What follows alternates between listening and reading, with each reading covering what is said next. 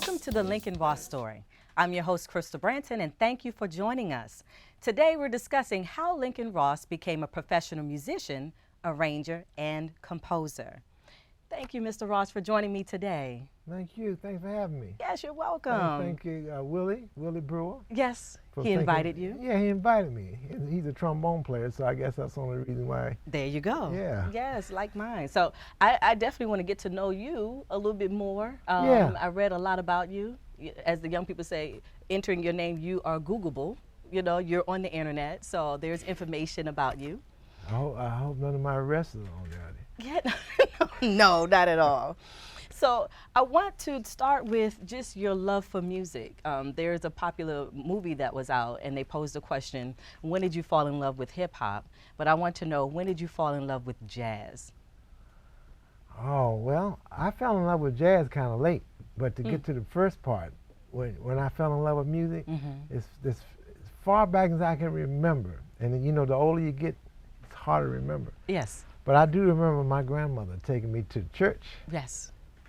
And I think her mother was still living then. So you might have been my great-grandmother. This is in North Carolina. Okay. What part of North Carolina? Mebane. Okay. Mebane near Burlington. And so that's the very first recollection I can think of being moved by music. Okay. Then was it in the stores or in the churches? What was the introduction to music? Well, that was the first time, going to that service. Okay, in church. church. And then after that, you know, of course, the television was just started when I was born. Wow. And so I was born in 1950. So I used to see Chuck Berry and all of them on TV, and they used to tell me when I was a kid I used to imitate Chuck Berry with a broomstick. Oh, wow. Okay. And so I remember being attracted to music still, and then later on in high school or junior, I think my father had we had a piano. And we weren't really taking formal lessons, just had a piano, and I would go over and fiddle with it, you know, and fiddle with it and try to pick out songs off the radio and stuff like that. Right. So your first instrument was actually the piano. Well, the first instrument was I got a guitar through a mail order. Okay. And I tried to learn a little bit about the guitar. Okay. And you know. And then from there, from guitar to. Then I fiddled around with the piano. Then when I got to the 9th grade, that's what I'm saying, kind of late. I wanted to be in the band. So I went down to the band room. Matter of fact, this is uncanny because St. Anthony's High School right across the street ran from the 9th through the 12th grade. And so my father was in the military. We came back to Washington, and I was in the 9th grade. And so he enrolled me at St. Anthony's, and I went down there and told the guy I wanted to be in the band. Okay. And he said, well, he needed trombone players. So he picked the trombone. And so that's when you fell in love with the trombone. That's when I started, and I fell in love with it over time. And then later on, and I went on to McKinley High School and got serious. Then I was hooked on music. By the time I was graduating from high school at McKinley, the reason I went to McKinley because they had a program, a music program. Okay. For people that was specific. So during that time, McKinley had an outstanding music program. What were some of the other schools that would you say were your rivals when it came to marching bands or jazz bands in the area at the time, in the district? Well, I wasn't conscious on that. It wasn't a competitive thing. Okay. I was so wrapped up in because we were playing jobs back then. And we were playing with different groups and playing at parties and things like that. It was a different scene back then. Absolutely. And a young person coming on to it, you know, you could get in these little we played at colleges and parties and things like that. I guess some of that's still going on to a certain extent. A little bit, and I want to talk to you too about that because so you starting junior high, progressed to high school. Yeah. And then following graduation, I was hooked then. You were hooked. I wanted so to be you a music completely major. sold out. Yeah. And so I wanted to talk to you about the jazz scene. What was that like during that time with a lot of the various clubs in the district with, I guess, the Lincoln Theater? Okay, well, that gets back to what I was saying. The jazz was late with me. By the time I was in high school, James Brown was the thing. We had a teenage band, the Ambassadors, sponsored by the Recreation Department. We opened up the show for James Brown one time. Wow. And we were like 17, 18 years old, and That's we were at the stadium.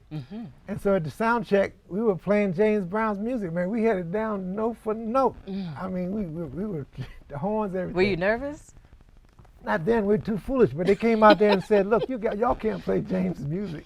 Right before he hits the stage. We didn't even know that. We think, well, that's our best repertoire. Right. We ended up having to play something about Temptations or something like that.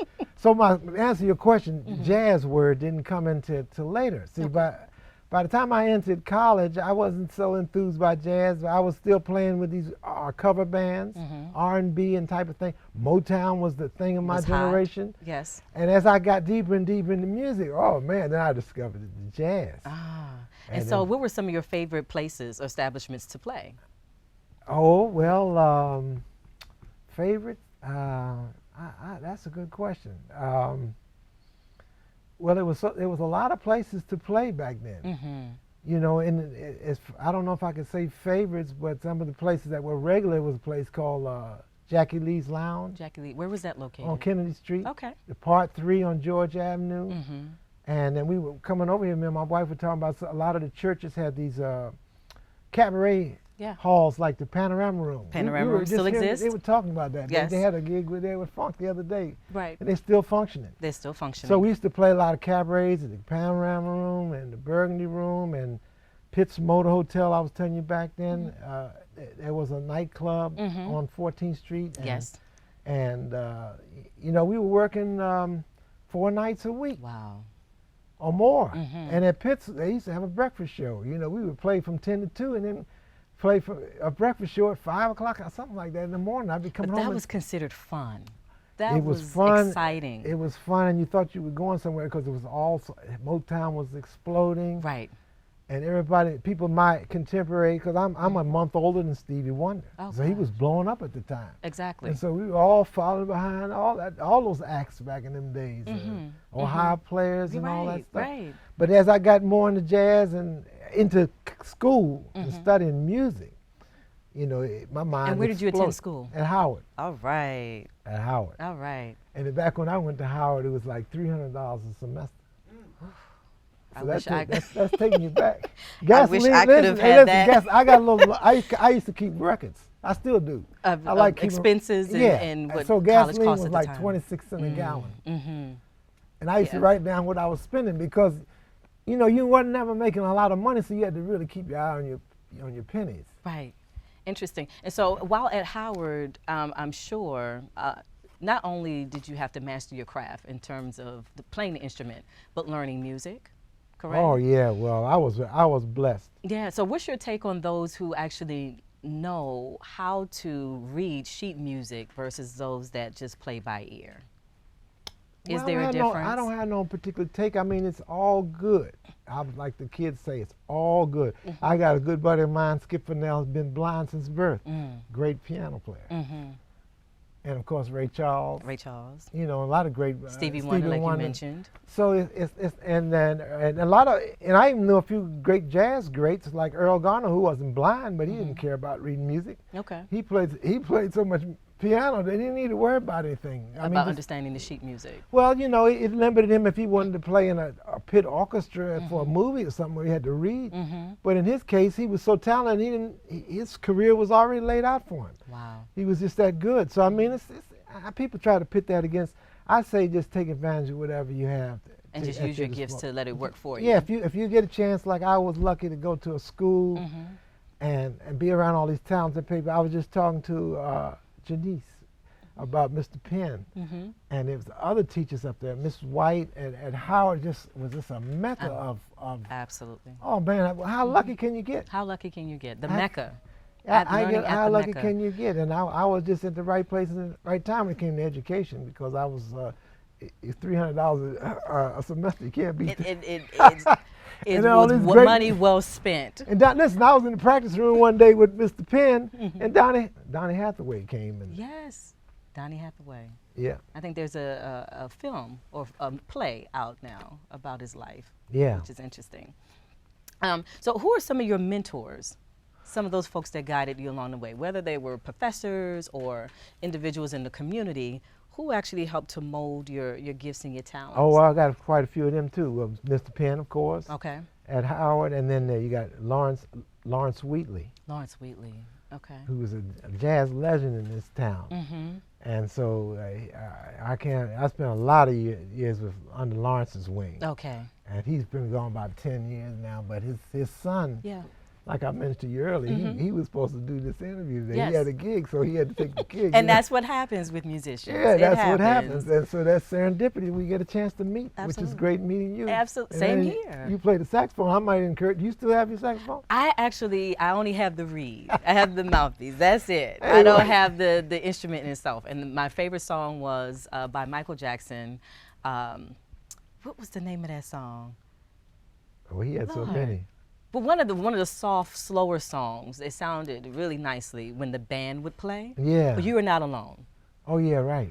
So that yeah. was one of the very first songs that I learned. Wow. Yeah, how to play. But I haven't played since then. Yeah. Now my brother has picked up trumpet, Yeah. and he played with youth orchestra, and Oh, yeah. went on to play jazz band and marching band in college. Well, Mr. Penn was at the youth orchestra, Uh-huh. and I was a student up there. Man, they used to take the orchestra overseas. Wow. You know, we went to Berlin and played with the orchestras from Russia and all these youth orchestras and stuff. It was Talk just about a wealth of- exposure. Yeah, all kinds of music. I mean, that tapped my interest in classical music. Mm-hmm. Because I'm just a music junkie. You Yes. looking at a junkie here. Really? Yeah, because I like all kinds of music. It's not too much music I can't like. Okay. If it's good, I like it. Yeah, yeah. And then we're going to talk a little bit more, too, about music and how it's transformed over the years. I see now there's this growth of even record stores coming back to the district. So, Really? yeah. So we're going to talk about that. All right? So I'm hold glad to that hear thought. that. Because I thought the record was down. So No. You It's still now. you still buy CDs? I just bought 5 records about 2 weeks ago. Wax or CDs? Wax. Oh, wow. Absolutely. So we'll talk about that in a few seconds, okay? Okay. All right, so we'll be right back, guys. Don't go anywhere. As you can see, the conversation is awesome. Stay tuned. Music is everywhere, especially at my school. Education Through Music Los Angeles partners with inner city schools to put music into the classroom, where music belongs. My mom says music wakes up my brain. Math seems easier now. Next year I get to learn guitar. Support our music programs. Please visit etmla.org. Music is everywhere. Welcome back, everyone, to the Lincoln Ross Story, and I'm here with my amazing guest, Mr. Ross himself. Yes. And so before we had retired to break, I was talking about just record stores that are now here in the district. I guess they are being reintroduced to music listeners. Well, I've heard about it. Yeah. I've heard about the wax, and I guess it's a little niche for that. Mm-hmm. But my impression now is that, you know, I go on YouTube and hear anything I want to hear, and I'm hooked on it. Mm-hmm. I mean, I just listen to music, old and new and everything on YouTube. Yeah. So, and the fact that people can go and they don't even download anymore. They just get a streaming service, Mm-hmm. and you have to access to Everything, a everything. world, all So all of to the know albums. that there's a niche Mm-hmm. for people who will go out of their house, get in a car, and drive to a record store and buy some wax for $12 or $15. That's a real music lover, I would think. The- And the then probably a sacrifice. small group of people Right. that's doing and that. particularly the but jazz as far community. as the industry, yeah, particularly jazz, maybe so with jazz. The jazz community. Do you like records as opposed to CDs? I do, because I personally have a record player. Yeah. My parents also, they have a record player. You And can they have honestly hear the crates difference? of You hear the records. difference? I just feel that maybe because the whole, with the spinning, you just, The record yeah, scratching? it's the visual piece of it. Exactly. It's the visual piece of it. So I love it. Yeah. I bought it maybe like 3-4 years ago. And so just recently I added some music to my collection. Yeah. And I think it's a great opportunity for some of the younger music lovers to be introduced to some of your counterparts, your colleagues, and to learn more about jazz and the art of jazz itself. Would you agree? All the above. Yeah. The like I say, the YouTube, the streaming, music is easy to access To now. access, yeah. And it's a lot cheaper. Right. And you can hear anything you want, not only jazz, but anything. Anything, And right. Anything you got a taste for, it's you go on YouTube and you listen to it. Right. Now, for those of us that have to now listen to the music, we weren't able to see these artists live. Who Yeah. were some of those individuals that you enjoyed working with? Oh, well, in the getting back to district? that, yeah, my mentors, I was fortunate, like I said, be in the right place at the right time. Howard University being a mecca of many things right here in Washington. And then I had people like Rick Henderson, who was a mutual friend of Willie and I's, because he had a big band, and he played with Ellington Wow. when he was in his 20s. And see, Rick was like born in 28. Ellington's born in 1899. Wow. So that was the same distance between him and Ellington as between me and him. So Rick Henderson was another one. He had a big band, and I was mentioning the interviewer that missed the day, Yes. Lorenz. His son is Lorenz. His name was Lawrence Wheatley. Okay. Piano player, composer, just incredible. He's still talking about unsung. Now these are real unsung people. You have In to the be- District of Columbia. Yeah, well, I mean, this cat he's just on another level. So you know, people like that. And then at Howard, also I left out Donald Byrd. Okay. Donald Byrd came to teach at Howard, I think the second or third, maybe he might have been there when I first got there. Matter of fact, we might have stayed there the same 4 or 5 years. Okay. Because I was there a little longer because my first child was born while I was in Howard. So, you know, I was kind of busy being a parent and all of that. But so Donald Byrd was there, and he had connections, man, from his experiences up in New York and all the jazz world. And he, of course, had the Blackbirds that he formed at Howard. And I was right there, right with one of my first copyrights. I said, "Oh man, I got the song for y'all." And he arranged to finance a rehearsal, and we brought the guys in. And he played the song, and I wrote out the parts and everything. He played the melody, and he said, "Yeah." And then he recorded And it just it. took off from there. And well, he went out in California, and then next thing he said, "We recorded your song." I said, then he let me hear it. I said, "Dang man, it's too fast." Oh, so you wanted them to slow Yeah, I think it I down. should have slowed the tempo down a little bit, man. He said, "But I'm still happy that you recorded it." Oh, that's you awesome. know. And so which instrument did he play? Donald Byrd? Yes. Trumpet. Trumpet. Okay. Yeah. He's a trumpeter. Yeah, jazz. You probably too young to be in, you know, that knowledgeable of that generation of jazz players. But he was around. He made a big name for himself on Blue Note Records and recorded with Coltrane, a lot of people. Absolutely. And then, so you're also familiar with the Carters? The Carters. Or the Carters here in the district, they have a music program, a jazz program. I believe it's about 2 weeks during the year. Ellen Carter? Yes. Yeah. Yeah, she's on WPFW. PFW. Yeah. Yes. And her husband, Russell. Yes. Saxophone, we played some gigs that we met through Lawrence, I believe. Oh, awesome. Lawrence Wheatley, yeah, I'm familiar with him. Yeah, and Okay. I haven't seen either of them in a while. Okay. But Yeah. you know, they yeah, are- there's a thriving jazz community here for sure. Absolutely. Yeah. And then when you talk about some of those venues, no longer exist. Oh yeah. They are long gone. Well, it's like the Twilight Zone. They had an episode of the Twilight Zone. The man was riding down the street, and everywhere he was gone, it's it was a unrecognizable. ghost town. Yeah. And Yeah. that's how I feel now when I ride Really? through town. It used to be you'd see the old raggedy building where the club was, but now It's completely. it's a new building. It's a so you completely kind new of building. forget. Yeah. You What have was to say, there? well, yeah, that was the club used to be there. But the people that weren't You're in that absolutely around right. during those times. Yeah. So it's been, you know, I was lucky again because I came up in an era where it was more opportunity to play because there was a lot of clubs. A lot of clubs all over the place. Everybody had a room that you could fit 20 people in. Yeah, and I read too in an article, I think it was posted or posted 2 years ago in the Washington Post, and they were saying that many of those establishments are no longer in existence, but now musicians are finding new and creative venues, you know, ways for people to be exposed to their music. Yeah. So they're playing at hotels, maybe libraries, churches, Homes, you know, people's homes. homes, And what's your take on that? Have you attended any concerts outside of your traditional concert halls? Not too many. I come under the category don't get around much anymore. Okay. That song, you know. I don't hang out as much as I used to because my energy is not up Okay. like it used to be. But I still go out occasionally. My wife and I went to a big thing at the Anthem for the first time. I haven't been there yet. And yeah, well, you know, my take on it is that, you know, those big places are not, you know, they're not my cup of tea. I just put it like What's that. can you feel the difference from? Yeah, I can feel it. First of all, some the of the music other- is too loud, the- and the place is too big. And the reason that it's loud is because they're trying to make sure everybody in the back can hear. So that makes it uncomfortable. And then a lot of times they want to keep everybody comfortable, so they blast the air conditioning. and it's too cold It's for too my cold for company. the musicians. So and take too me cold back for to the day where the attendees. club holds 50 people. Intimate. Intimate. Settings. You don't need all these speakers. You don't have to wear earplugs. And the music, you know, You can just hear enjoy. You can kind of enjoy the music. Okay. You know, but of course, if you know the business angle, then you don't make as much money.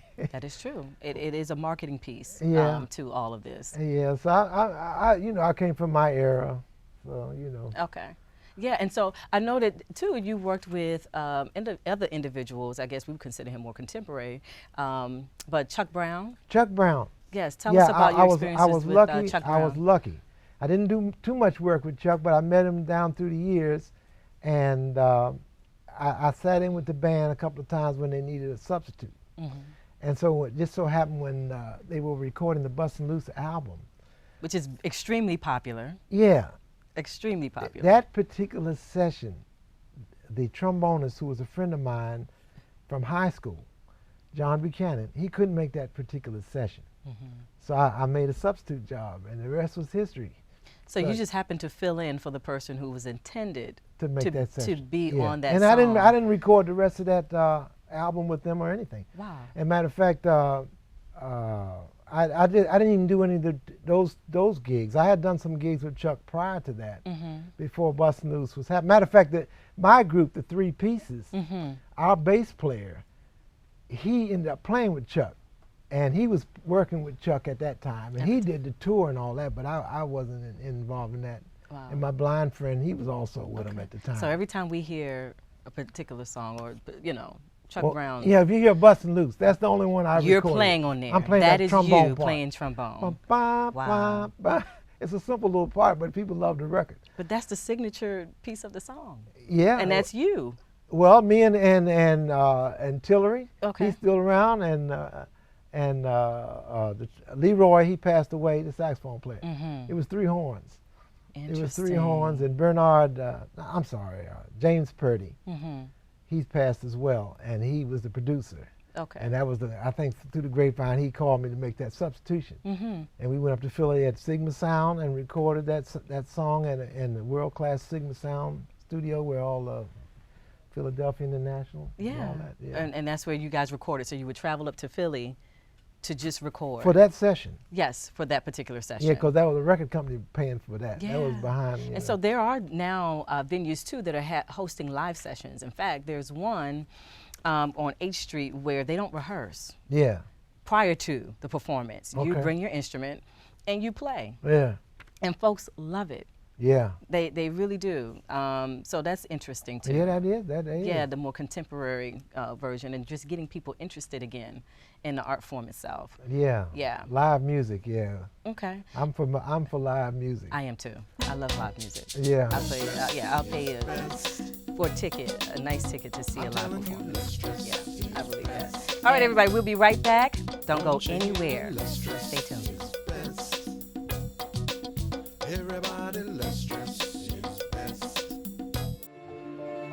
When we felt like we didn't have anything, it was music that gave us a voice. We could tell each other in a song what we couldn't say in words. Learning music changed us, making us even smarter. We learned to harmonize together. And now we can go anywhere our dreams take us.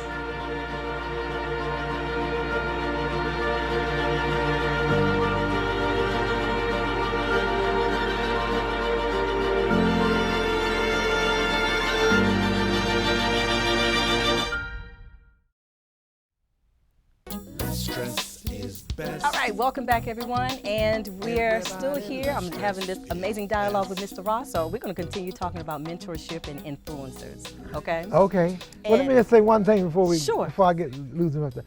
Thanks for this beautiful setup of everything. It's gorgeous. But I have one critique to make, and I know my wife's going to be upset, but I have to say that she got this thing, trombonist, arranger, composer, and historian. Now, I don't know where this historian thing came from, but that's not quite accurate. So can we just tweak that a little bit? Okay. So I love history. Yes. but I don't consider myself a historian. And I don't teach history, and I'm not no expert on history. Okay. And I'll tweak one other thing. Composer, I would probably change that to songwriter. Songwriter. Because a composer, in my estimation, is more like somebody who writes symphonies and things, or even more elaborate jazz works. And I haven't done much of that. I've written a little bit of classical music, but just that teeny much compared to writing popular songs. Okay. So my main emphasis has been to try to write a popular song or a dance or a party record that might make me some money. You're so humble.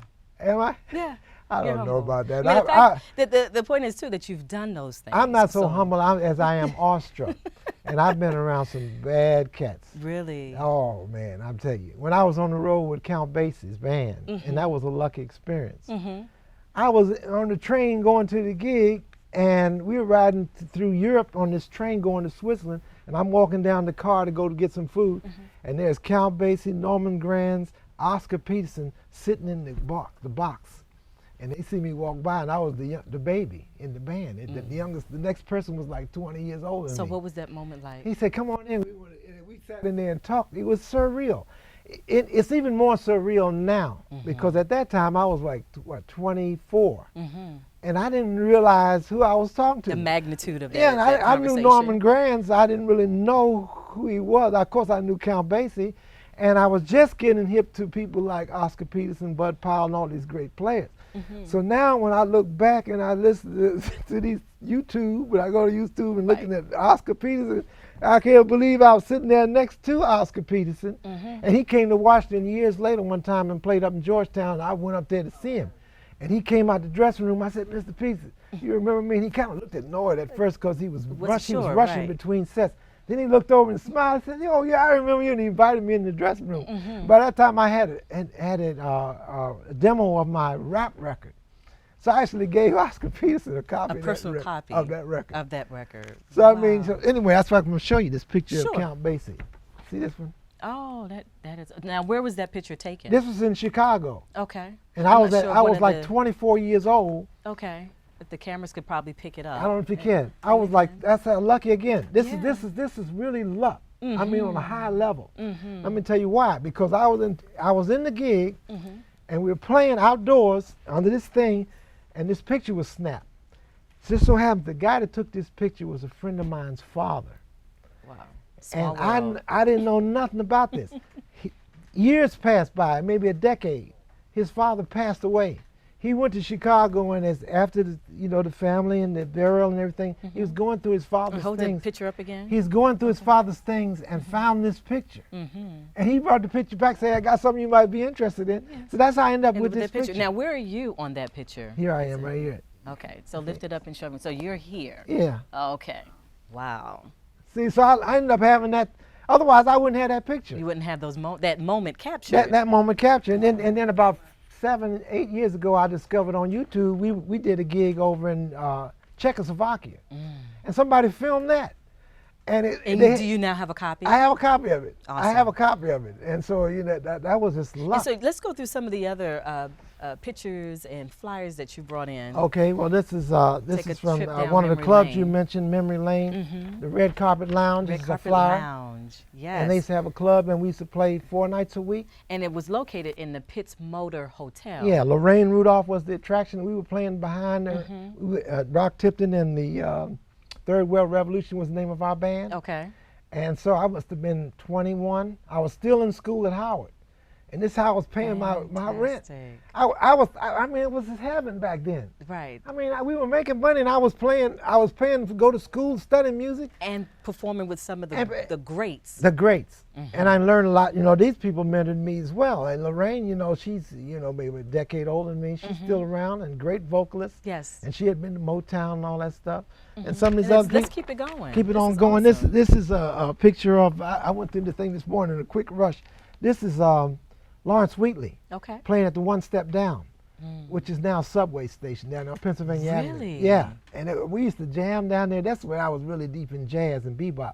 And Lawrence took me on this wing because he was the bebopper. Okay. And this cat was just unbelievable. I mean, So bebopping, meaning the style of jazz. Style of jazz. that made popular by Charlie Parker. And it's not scatting. It's Well, it kind of scat borrows from it. You know, people scat with a bebop style. okay. See, in 1950, when I was born, the bebop was in its heyday, and that was when the young jazz players like Charlie Parker and Dizzy Gillespie were revolting against the older cats like Count Basie and them, who was playing the swing. Now I'm learning that for the first time. Yeah, from the older era. See, it was a time when jazz was the dance music, when the big bands were popping, and when Basie's band back this way before my time. So I had, you know, by the time I was in Basie's band, all this stuff had transpired. But back in the day before I was born, they used to dance to the big band sound. And what type of dance form would it be? Well, you watch your parents dance to, you know, like some hand of the old, dancing and kind of like that, you know, Billy Eckstein and all Yes. those guys back in that era, and Ellington and all, they Ellington, music Duke that the Ellington. people could dance to on the dance floor. right. And so by the time the younger guys got bored sitting up in the band playing for the dancers, they started creating this fantastic new music called bebop. And when it's more of a faster tempo. Faster tempo, more complex, not designed for dancing necessarily. You could dance to it, but so they experimented in clubs like in Thelonious Monk and Yes, Thelonious in Monk. Small's Paradise in New York City and other clubs. They had these jam sessions that ran all night long, and not only New York, places you know in Midwest, Philadelphia. and Philadelphia and Kansas City and all that stuff. So the bebop came on the scene where the cats are Interesting. playing, man, it's incredible music that never been heard before. Wow. So that's a picture of This is Lawrence Wheaton, Lance Whitley. and Okay. he was a jazz legend in this town and a bebop person for real, and he was one of my main mentors. Yes. And so I want to talk to you when you're talking about bebop and Yeah. talking about technology and music. Yeah. How did you end up fusing that later in your career? Well, the sound machines and You had no with choice. Stevie You Wonder. have to adapt. I mean, you have a choice. You have a choice, man, because I'm at the age now where I have to surrender. I can't keep up. And I was dealing with like Lawrence. He was like, you know, 14, 15 years older than me, and he was, you know, he couldn't keep up after a while. He, you know, he wasn't interested. So by the time all this technology came on the scene, the drum machines and stuff, Right. I was you know, young, and I was keeping up with the times. Okay. And I was just trying to keep up with it. Now, you know, now it's moving so fast I can't hardly keep up with it. You know, it's gotten too complicated. You know, some of this computer technology, I love it for what it But do you does. prefer just the basics? Well, the- it's hard. The use of It's hard. I beat use machines. it. I'm still indebted to it because it's a useful tool. Right. I can sit in my basement and create a song, and I don't have to hire no musicians, which is good and bad. But I mean, it lets me be creative. cost-effective. Right. And at the same time, I wouldn't be able to do it otherwise. But at the same time, I'm still looking for that big check from a record company to say, hey, budget's no object. All these bad cats, you know, Right. let's have a session. Forget Yes. about a drum machine. I got a great drummer Yeah. that can play. But, you know, I can't ask him to come over there and play for you know, a hot dog or Right, something like that. right. I used to go to a rehearsal sometime, and the cats couldn't pay for the rehearsal. So they had a big pot with hot dogs. No kidding. Just to feed you. Yeah, they on give us, set. and Lawrence used to bake bread. Literally. I mean, he was a great chef. His father was a chef. Wow. And so he make bread from scratch. He'd make ice cream from scratch. To So- feed the band. Well, not members of the necessarily, band. but a couple of times he would break that out at a rehearsal. He would say, look, y'all take a break. Give some of his homemade ice cream. You know, so I mean, those were good old days, you know, those were good old days. We keep on going. Yeah, I- keep going. Okay, this is Chuck. The picture. That was yes. Bustin' Loose, the big thing. And see, that's Buchanan.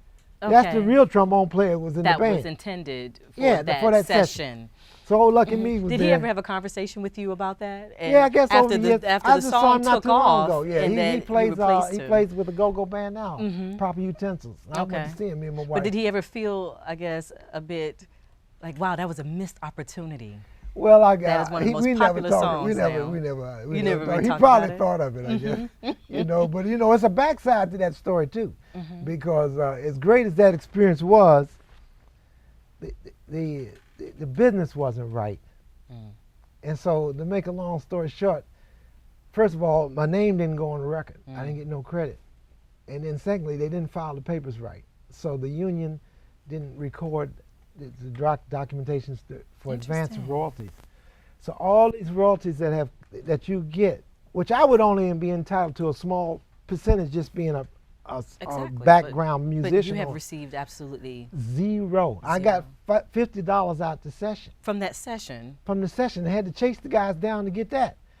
And it was because, I'm not saying they were bad guys, it was just, money was tight back in them days. It was tight. And you know, so that's the backside to it. And even, right, I finally woke up later on. By this time, Chuck was a star.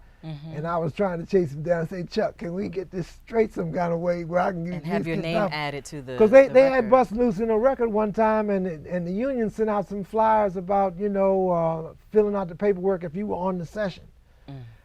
And I couldn't prove that I was on the session. And I called the union out there in L.A. and tried to get it. Even with all the musicians there with you? Well, it's and- hard to process. and It's Mr. the Brown same thing themselves? happened with Marvin Gaye. Listen, I was on a gig with Charlie Hampton one time, and with Marvin Gaye when they gave him the key to the city when What's Going On was a hit, Yes. and he hadn't performed in a while. So they recorded this record, and it was a backstory to that. They didn't tell the promoters they had a recorder. And they had all this big orchestra, and they had the Funk Brothers and James Jamerson on bass, Marvin at the Kennedy Center, and somebody noticed these thick cords like you have on your cameras. Yes.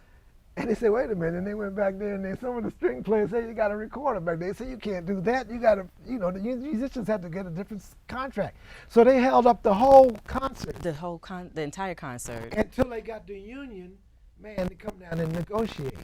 And listen, this is Marion Barry was the MC. Marvin Gaye was there, of course, and his mother and father were in the audience. And here I am sitting in the band. And while they were holding up the show, Marvin came out the dressing room to find out what was happening. And just, you know, I didn't know him. He came over to me and we kind of shoot the bread and we shook hands. I actually got a chance to meet him. He seemed like a real nice guy, even though he was from D.C. He was 10 years older than me. Right. So by the time they figured all that out, we went on, did the show, they made the recording, everything. We got our check for the gig. They never put the record out. So 20, 30 years went by. And the internet became in play. And I'm on the internet and finding out through the internet that this record had been released. It had not been released. That had just been released. Oh, it was just released. 20, 30 years, and they put it in this compilation. I think I brought it in my little box. A Marvin Deluxe edition of What's Going On. And they had compiled all the recordings ever made of What's Going On, including this live concert at the Kennedy Center. And so I was Now, in did the you u- get credit for? I called up to the union. I said, look, I called them New York. I said, I went down there and bought the record, and it got down to horns and strings, unknown musicians. So and it this- happened again. And not this time, it was a little better because this time the union was involved. And that's a good thing about the union. They had records. Okay. So by the time I called New York and got on the case, it took 6 months constantly just calling this guy, worrying him about it. And the union, I had to track down the records because they had filed it with the, and they had somewhere they had to find it. Once they found the records, then I petitioned the guy, and everybody that was still living got a $300 check. And I hope the people that that deceased, I hope their family got the check too, because Charlie Hampton was real sick at the time, and I remember his sister was the one that got the check. Interesting. So I mean, that's show business. That's a whole story. That's I mean, you another- know, that's yeah. another whole story. Okay. But you know, that's interesting. It is though. interesting. It's interesting. And it's unfortunate at the same time. It's interesting and unfortunate at the same time. Right. But you know, so Okay. And then anyway, you have keep one on more. going. Yep, Oh one yeah, more and this picture. is a real young picture. And that's you on the left. Yeah. Okay. And that's my two buddies, Andre Richardson and Mm-hmm. Jerry Wilder. Okay. And we had a group called Three Pieces. 3 pieces. And at the time, the group was in Florida working. We had been hired by a larger group. Rock Tipton had a band called Third World Revolution. And he got a gig in Florida. We went down there and played on this gig. And Jerry and Andre and we were living in Florida, playing in the hotel, working about 5 nights a week at the hotel. That's where I got the call that they had an opening for Count Basie. So I left there, Florida, and they stayed down there until the gig ended. So you drove from Florida Came back home. here, back, returned to And DC. then caught a plane in Chicago. Wow. Yeah, and made the So gig. what was the experience like working with Count? Oh, it was awesome. Mm-hmm. I mean, like I say, I didn't even realize the awesomeness of it until later, much later. Mm-hmm. But you know, being around What made him so awesome? his humility, even in his playing, basically knew how to just. He wasn't trying to dazzle you with his technique. He was a good piano player, of course, and he goes all the way back to he started out playing in silent movies, where he hired him to play the piano behind the movie.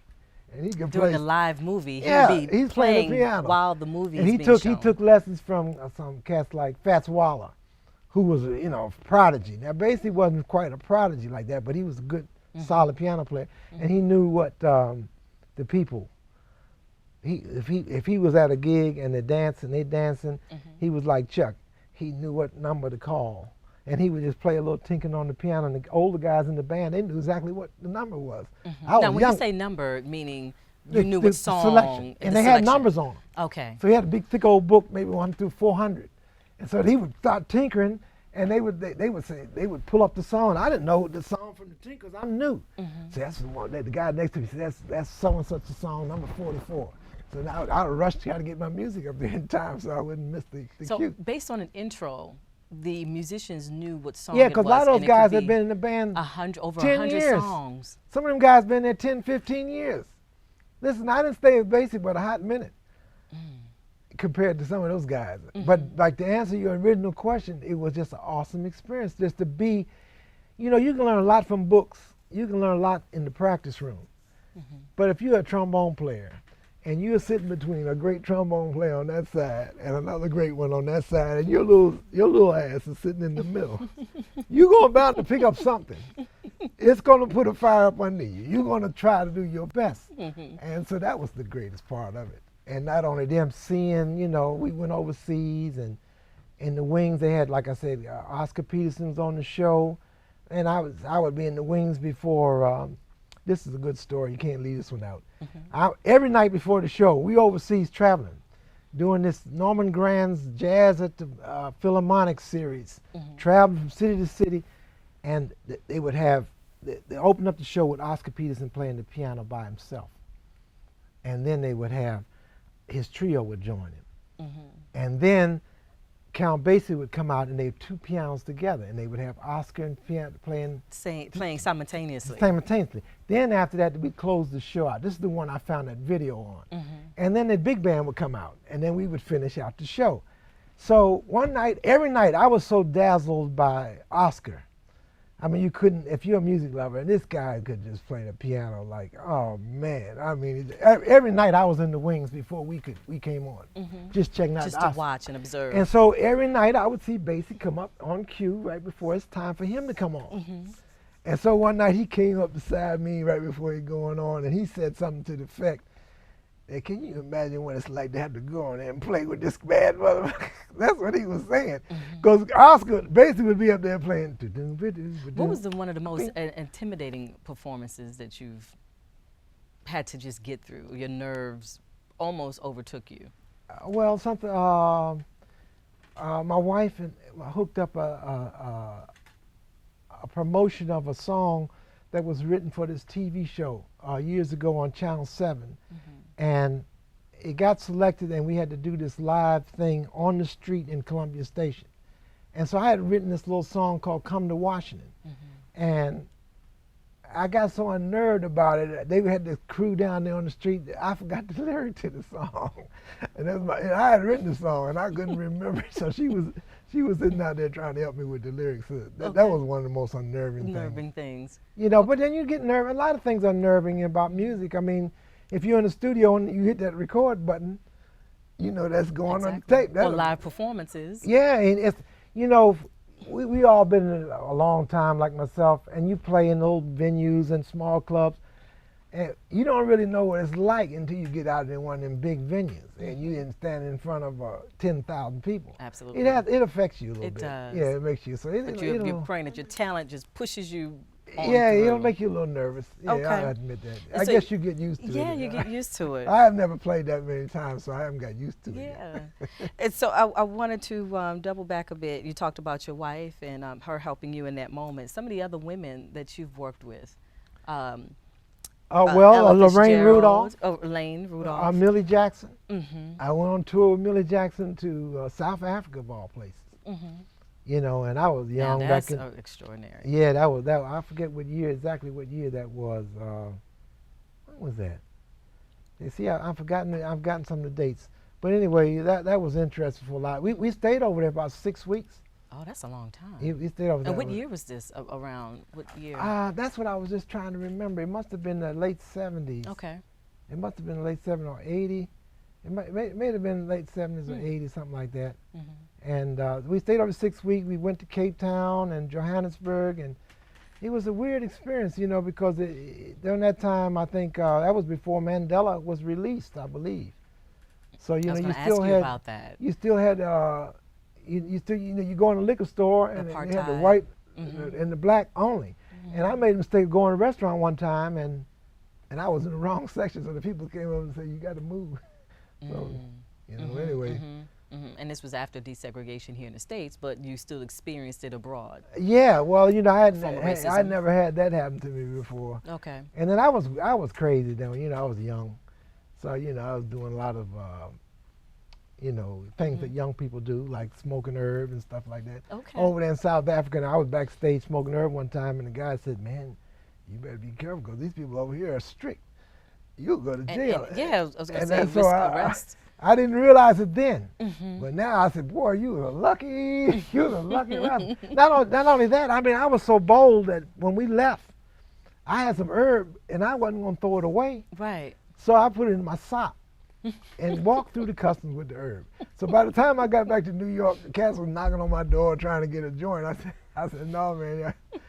Can't happen. No, I was just kidding. Yeah, yeah. But I mean, that was a foolish thing to do. I don't say don't do that. Right. No. No. Paul McCartney got in trouble with some herb in Japan, so don't do that. Don't do that. At least the world is catching up to the herb. It's Everyone not at a bad home, thing. don't do that. Right. So, and then some of the Ella Fitzgerald. Yeah, well, basically came to Washington one time at the Carter Barron. No, not the Carter Barron, Wolf Trap. Wolf Trap. Okay. And we played behind Ella Fitzgerald. Awesome. And I had a big old bush that was popular at the time. She looked back in the band and she said, "I see, basically you got some young bloods in the band," something like that. You know, I just met her briefly though. Because of your hair and yeah, everything. yeah, Okay. it was an experience, you know. Anytime you're around an icon like that, I'm still starstruck. All right. So thank you, Mr. Ross, Thank you, Chris. for taking time out of your schedule to share your just a snippet of your life's journey with us. So we are greatly appreciative. Hey, blessings abound. All Thank right. you. Thank you so much. I hope I see you again. Yes, absolutely. And get a saxophone and go with that. I reed. will. Absolutely. Alto saxophone. Yes, I will. You can always come back to it. All right. So thank you for joining us today for the Lincoln Ross story. For more information, visit lincolnross.com. Until next time. Less stress is best. Everybody, less stress is best.